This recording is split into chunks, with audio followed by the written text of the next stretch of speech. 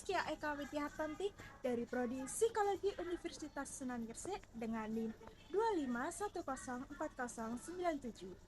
Pada video kali ini, saya akan membahas kritik terhadap kebijakan pemerintah Indonesia, khususnya terkait dengan pentingnya memilih dan mengembangkan pemimpin yang etis dan bertanggung jawab secara sosial.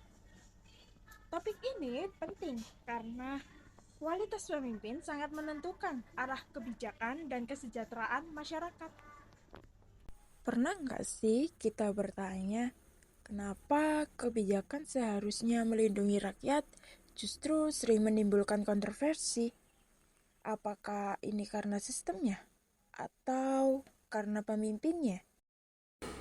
Dalam beberapa tahun terakhir, kritik terhadap kebijakan pemerintah tidak hanya berkaitan dengan isi kebijakan, tetapi juga proses pengambilan keputusan yang dinilai kurang transparan dan minim partisipasi publik. Seperti pada kasus Undang-Undang Cipta Kerja. Dari perspektif psikologi industri dan organisasi, hal ini menunjukkan lemahnya penerapan participative leadership dan participative change, di mana masyarakat berdampak tidak dilibatkan secara optimal. KPK melakukan operasi tangkap tangan terhadap Bupati Rejang Lebong, Bengkulu. Setelah diperiksa di Polres Bengkulu, para pihak yang terjaring OTT diberangkatkan ke Jakarta untuk pemeriksaan lebih lanjut.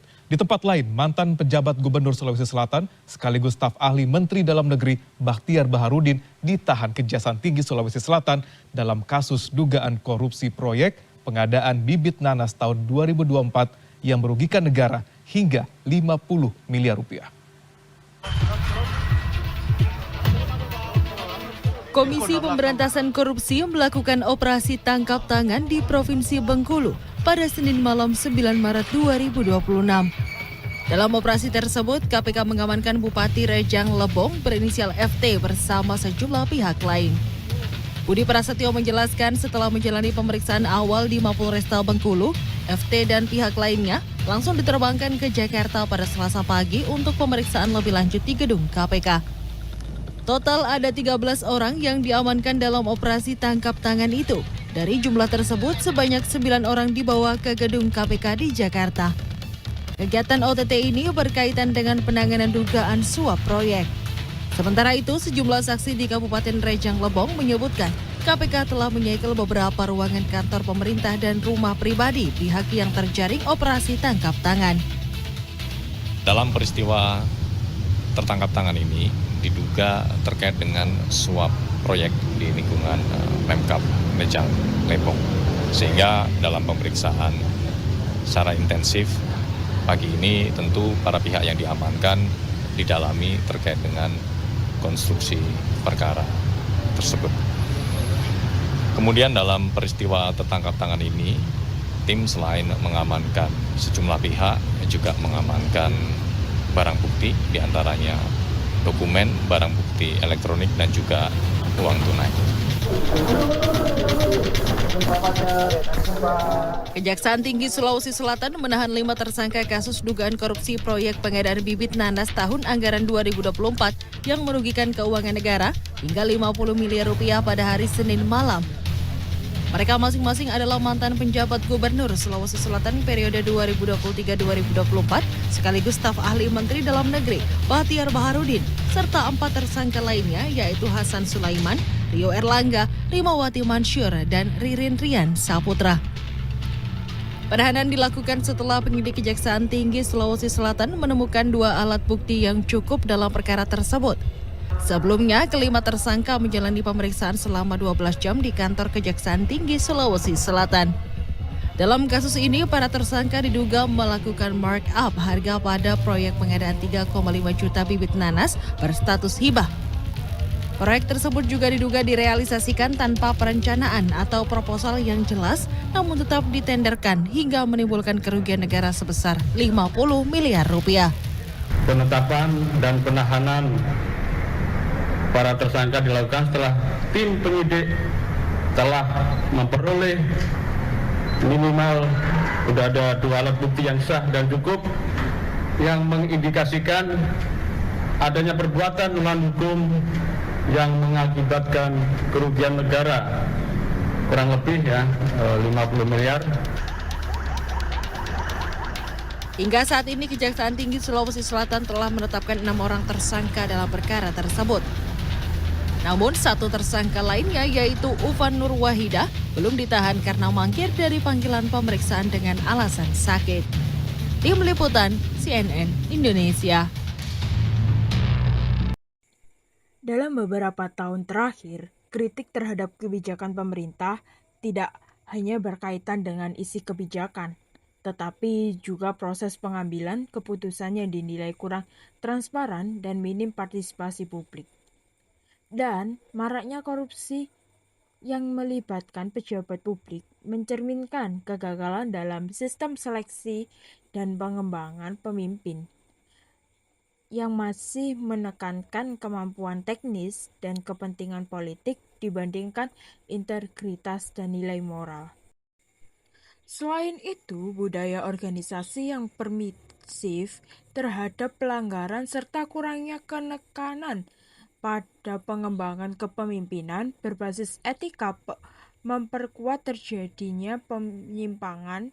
Dengan demikian, permasalahan ini tidak hanya bersumber dari individu, tetapi juga menunjukkan adanya kelemahan sistematik dalam membangun kepemimpinan yang etis dan bertanggung jawab secara sosial.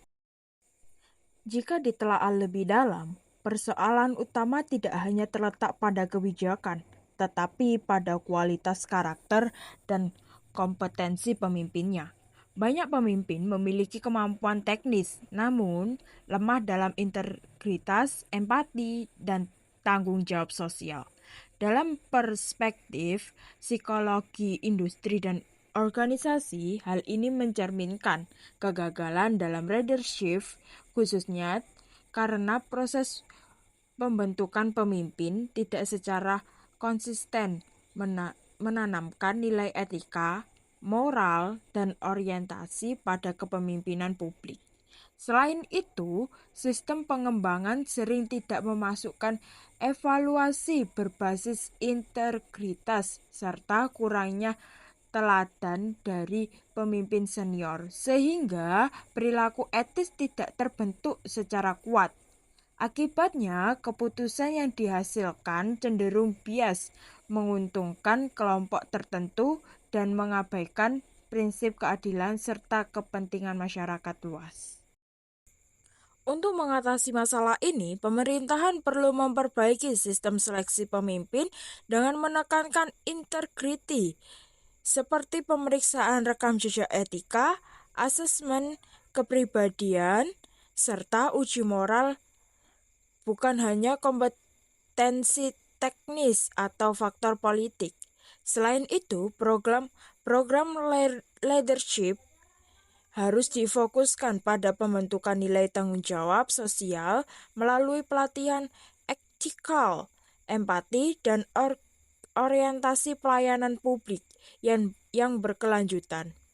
Transparansi dan akuntabel juga perlu diperkuat melalui sistem pengawasan yang terbuka, pelibatan masyarakat, serta evaluasi kinerja berbasis proses, bukan sekedar hasil.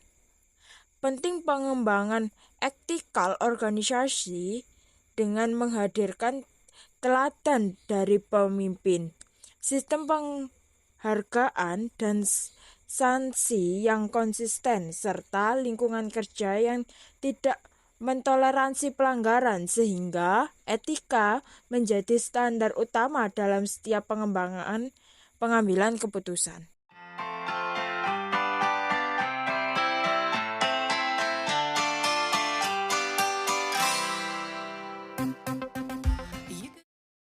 Kesimpulannya, kritik terhadap kebijakan pemerintah tidak hanya soal hasil kebijakan, tetapi juga tentang siapa yang membuatnya.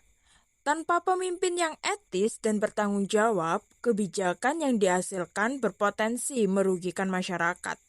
Oleh karena itu, perubahan harus dimulai dari cara kita memilih dan membentuk pemimpin.